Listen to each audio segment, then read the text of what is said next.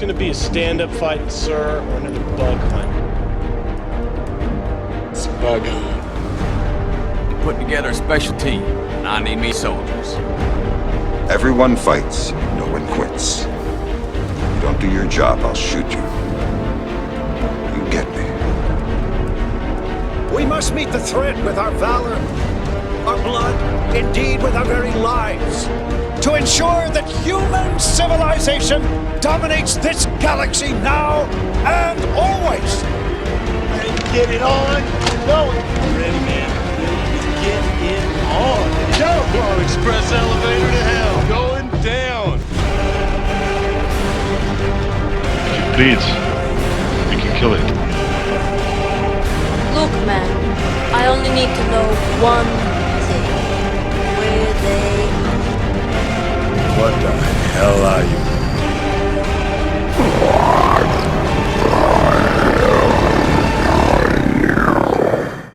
G'day, Tragic here, and everyone has spoken. It's been an overwhelming majority.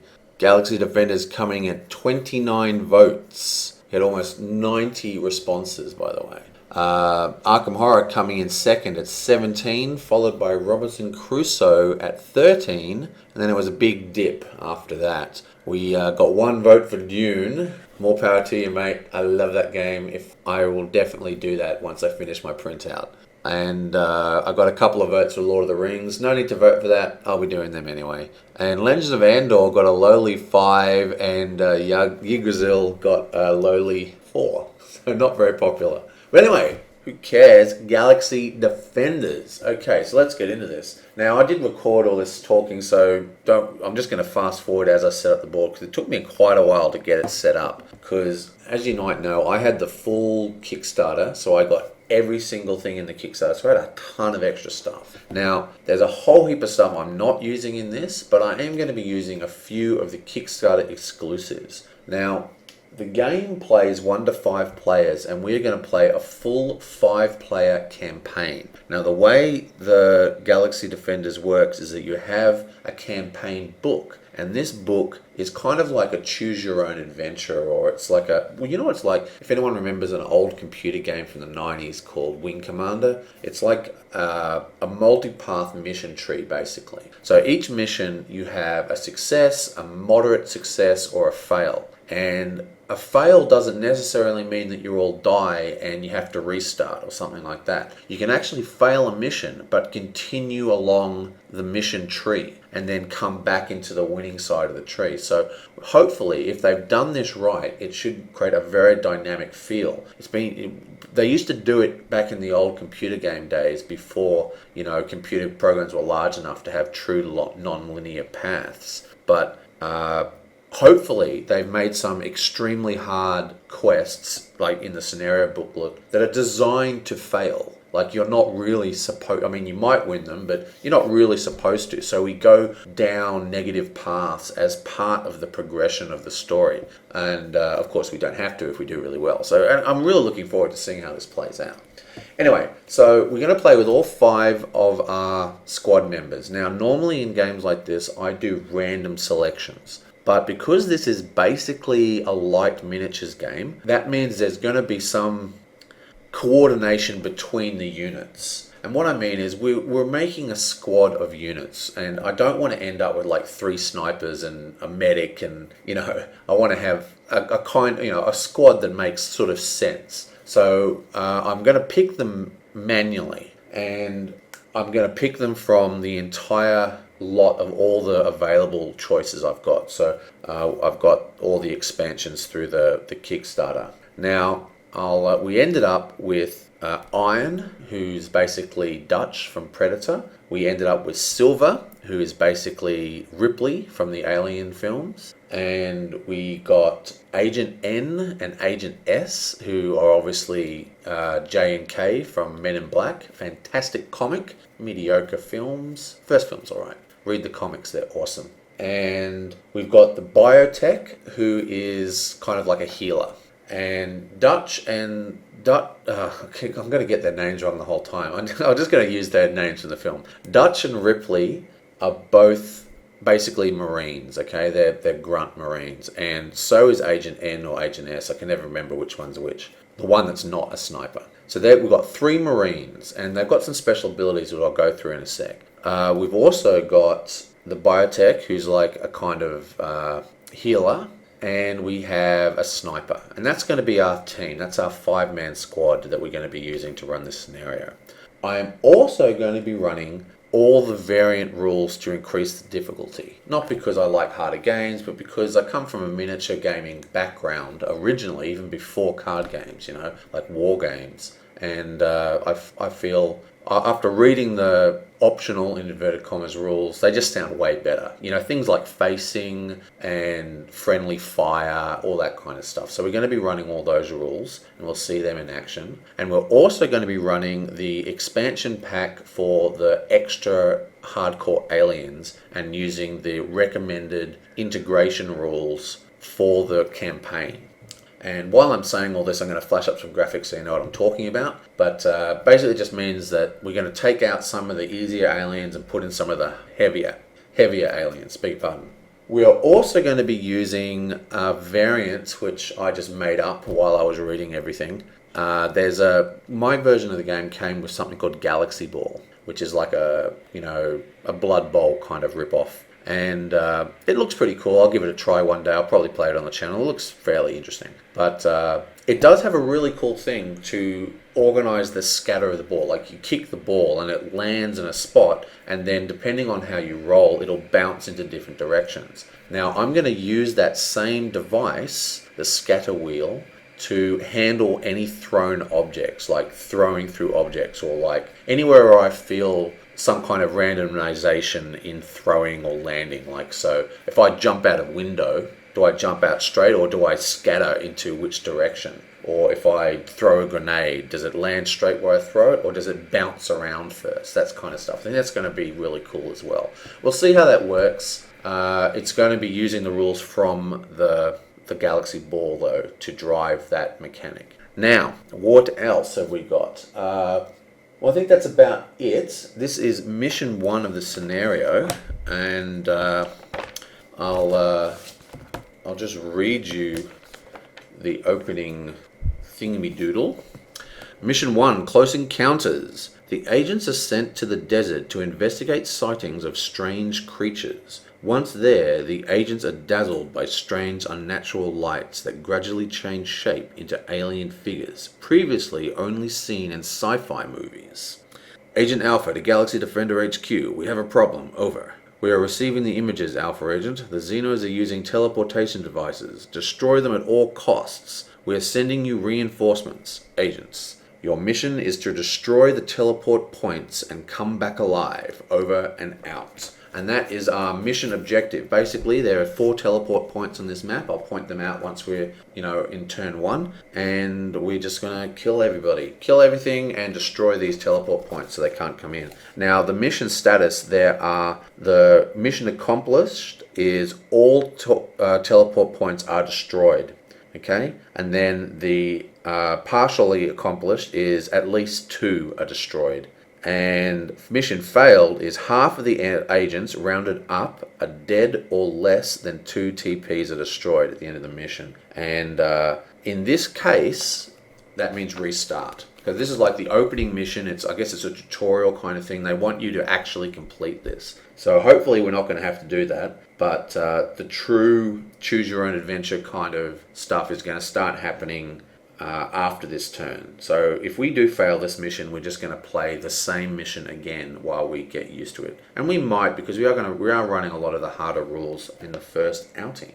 Now we have, that's about it. Basically, there is 2 aliens on the ball to start with, and we've got a blue and a green. Now it ranges from green, blue to red, as in difficulty of the aliens. And then we have 2 greens, 1 blue, and a green spine guy, and 2 blue spine guys in the alien deck who will come out of the teleportation location. So we know exactly what we're going to be facing, even though it's hidden information. And there's a special super trooper who comes out about midway through the game. And he is actually the new enhanced alien, the red alien. So, that's about it.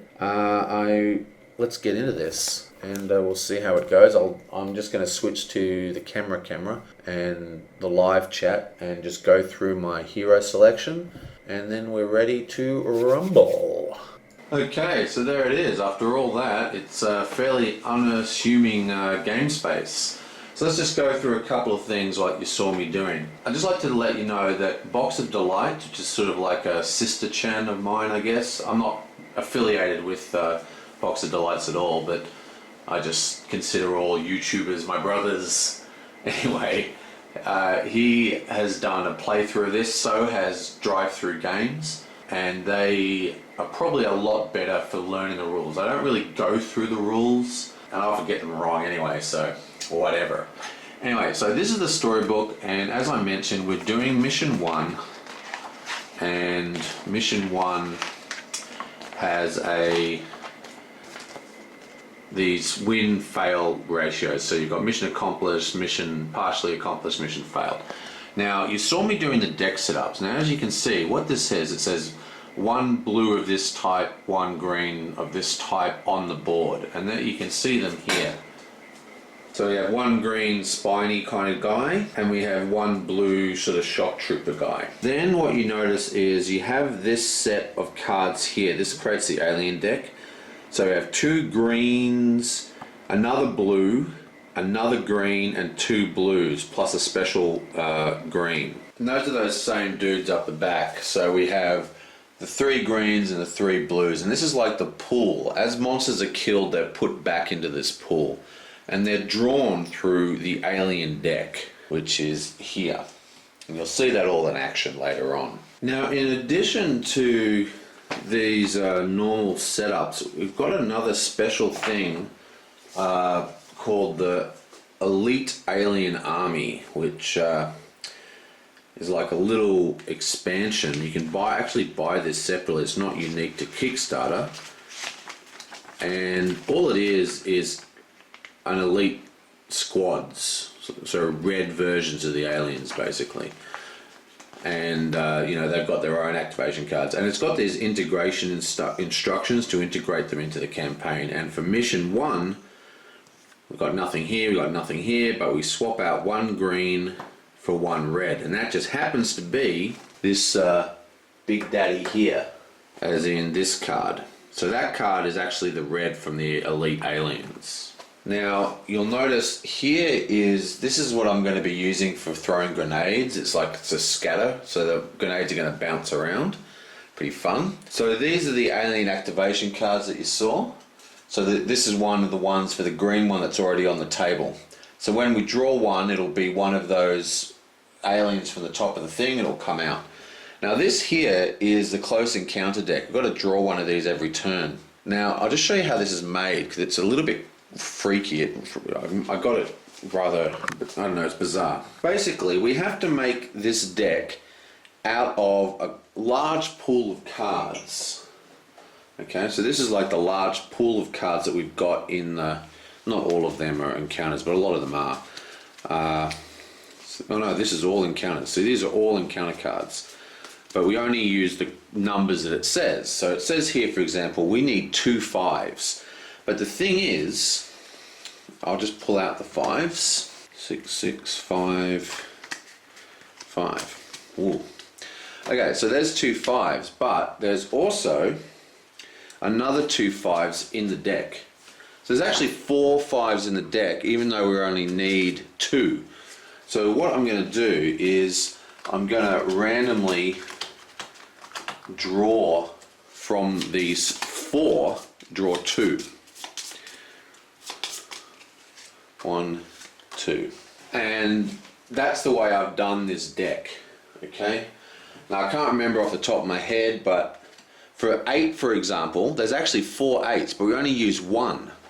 So I shuffled the 4 and drew 1, and that goes underneath the red dude. And I think there's 4 6s as well. So there's a number of cards where I needed to, I couldn't find a rule for it, but this deck only asked for 2, but I had 4, and I don't know whether that's because I had extra cards because of the Kickstarter or what, Yeah, and then you shuffle the whole deck. See how it says here to here shuffle? So you shuffle the whole deck and you're good to go. So that's pretty much how I'm doing this deck. If anyone knows if that's the incorrect way to do it, let me know. Now the objective of this game is to destroy these spawn points. Now I'm not 100% sure if the icons mean anything. This one's got a shield, maybe it does something, we'll find out. But there's 4, so there's 2 there, and there's another 2 at the top of the board up here. I'll give you a wide shot so you can see that a bit clearer. So we've got 1, 2, 3, 4. And that's the focus of the game, is to destroy those things completely. These 2 things are just some barriers to modify the landscape. And these things here, there's one there, and there's one there, and there's one here. They're what they're called singles. They're like blips in our radar.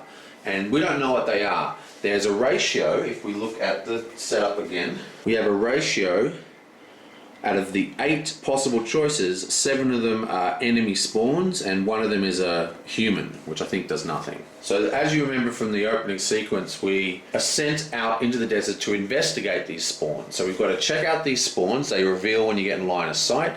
And also here we have an ammo cache, a blue ammo cache. And that's pretty much the thing. We need to get to each of these locations and get within 1 range, so stand right next to it and do an action to destroy it. At which case we swap the tokens with a destroyed token. We want to destroy at least 2, preferably 4. Okay, so here's our troopers. Let's check them out. For starters, we have Dutch, or Agent Hulk. We're just going to call him Dutch. Now, he is a Marine, and you can see the tokens. They've got like, so that little nook, that's for facing. We're going to be playing the facing rules. It's a bit out of focus, whatever. Okay, so he has a med pack, movement of 3, health of 15. Now, if anyone's seen Predator, you remember he's got that machine gun with a rocket launcher, and it's thematically represented on his base weapon. So it's got 3 red dice to roll. It's got a range of 3, but I can spend an ammo token to deal area effect damage. And he starts with 4 ammo. So that's pretty cool. So he can, pump his shotgun. Now over here we have his machete, which I guess he took from Billy before he got assigned to this mission. And that is a melee weapon, and it can only be used grade 0. Obviously it doesn't use ammo, but on lightning bolts it gets -1 defense. Oh, lightning bolts -1 defense on his main gun as well. Now he has a very interesting passive ability, which reads, put the trap token on an adjacent empty hex. The first alien entering the area activates the trap and skips its next activation. Dutch regains the trap token after the alien skips its activation or dies. Now that's going to be pretty huge, I think. So basically he can put down this trap, and when people attack him, so we want him out the front, he's a bit of a tank, it'll basically snare them, and with any luck that they'll be skipping their activation phase, which is going to be a huge difference. Now he starts with 4 ammo, so I'll just stick that there. Next we have the biotech. He starts with 3 ammo, and he is basically a support unit. His device is this sentry gun, which is a 360-degree sentry gun. You might have seen them in Aliens Special Edition, shooting the hell out of everything. And it works the same way. You plant it, you can't move it. So it's going to be very tempting to plant that early, but we want to wait, try and use that later. But if we can find a defensible position, which I think I've seen one on the map, then it'll be a great spot to put that turret. Now he has the heal bot, like he's going to be our healer. Now his passive ability says when healing with any weapon or device, gain +1. So if he heals for 3, he's going to heal 4. Now he's using the heal bot here, right? Now his default device is the nanobot 1, and they're almost exactly the same, except there's a couple of differences. One, the heal bot uses the blue dice, which is this lot of dice here, which is slightly better dice than the red. And also, his default ability has one range, but the nanobot doesn't have any range. So he's going to be kind of behind the squad, keeping them alive with any luck. Now his shotgun's pretty simple, it just does a little bit of damage, and if he's within one area, then he gets the area effect blast of the shotgun for close encounters. You know how it goes. Okay, so now we have Ripley, and she starts with 4 ammo as well, and her device is quite cool. It allows you to discard a signal. Now remember, I showed you the 2 signals. There's one here, for example. We can discard that by discarding the thing. Now, if this signal gets activated, then that's useless. So we've got to use this early. But what that's going to do, this signal could very well be an alien, which means it's going to reduce the speed at which the aliens teleport in, which is going to be really important. And she's got a very cool ability that says, when attacking with any rifle, and this is a rifle, perform an extra attack with the flamethrower. Now the flamethrower is an area effect damage. Now this could be bad because we are playing the friendly fire rules, which means if you just fire a flamethrower at your buddies, they're going to catch on fire, so we don't want to do that. So it's a bit of a hit and miss here, but still it's pretty cool. Getting extra attacks, nothing but joy. So she's going to be I think she's going to be a little out of left field, you know what I mean? Like she's going to be wanting to, torch them as they come down. We'll see how it all works out. Anyway, she's got 8 life and 4 movement. Now here we have Agent S.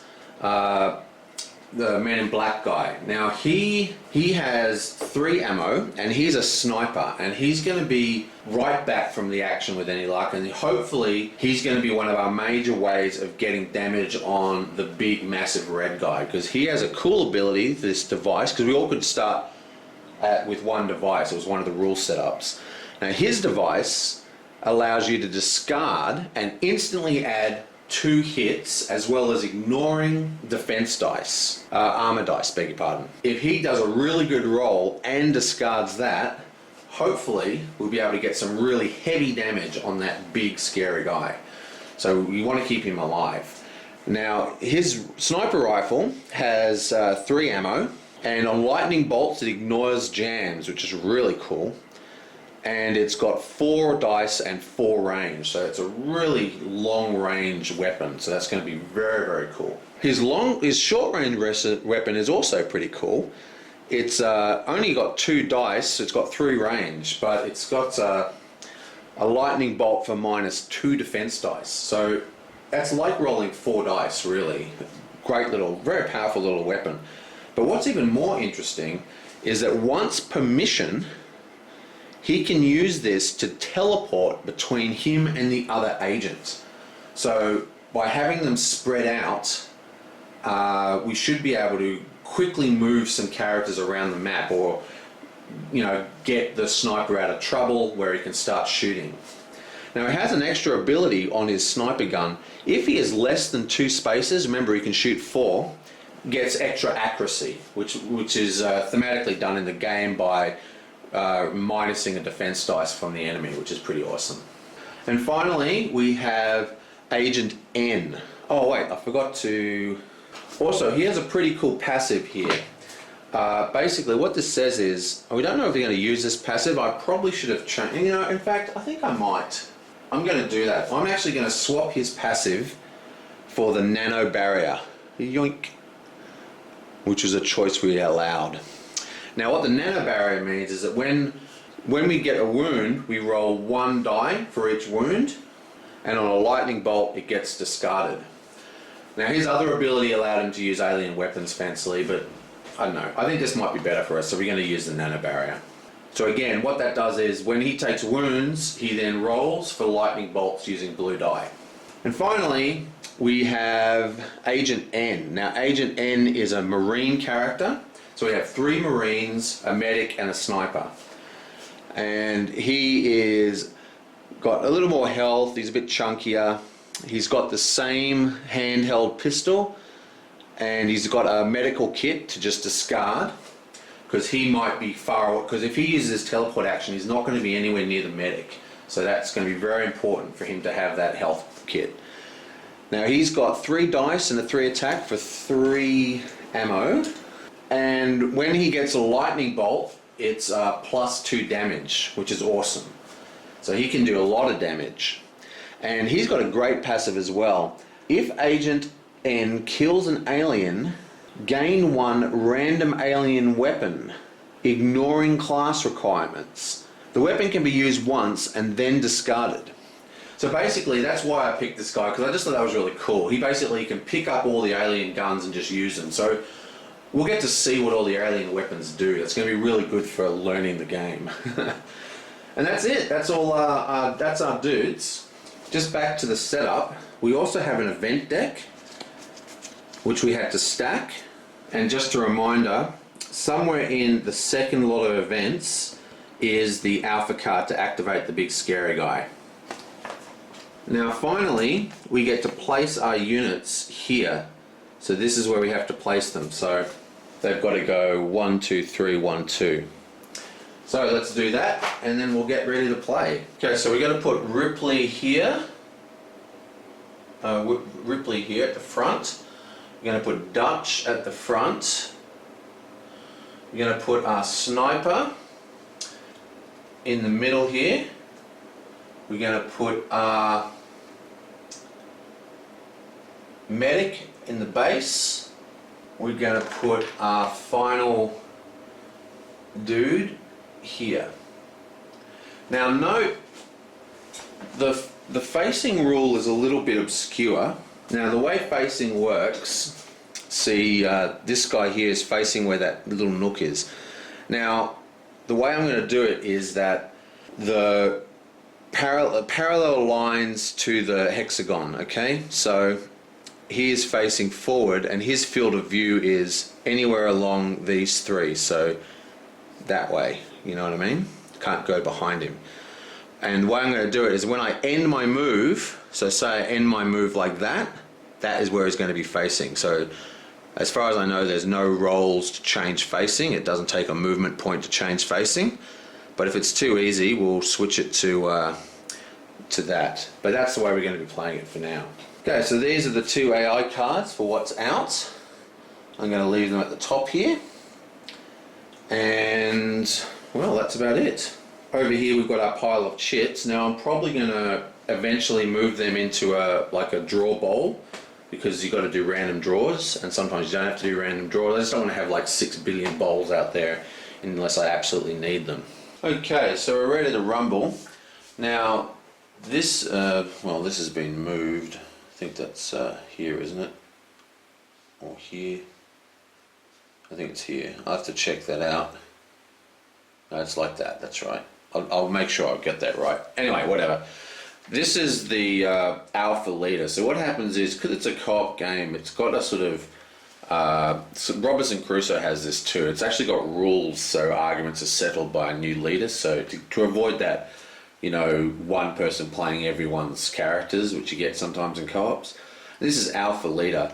And there's a number of things that go on with alpha leader. This is basically first player. So in a solo environment like I'm playing, this determines turn order. Now I'm going to space these out differently, because what you do, you assign aliens to different people, and that's what the idea behind that is. When you're playing multiplayer, the guy controlling this agent's going to be rolling for his, so he has those 2 aliens, he'll be rolling for those aliens. It keeps everyone involved, and I'm not sure, because I haven't played it, how important that's going to be. So at the moment I'm going to use the alpha symbol to designate who's the first player, and it's just going to go in order. So if I made him first, second, third, fourth, fifth, if I made him, it'll be 1, 2, 3, 4, and so forth. For now, I'm not going to have assigned aliens. I don't think it makes a huge difference, but it might, because there could be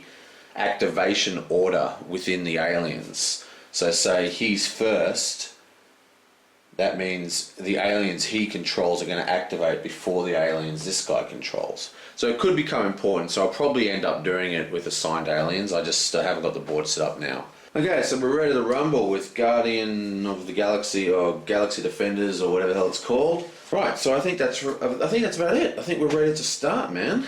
I'll see you guys next time. Is this gonna be a stand-up fight, sir, or another bug hunt?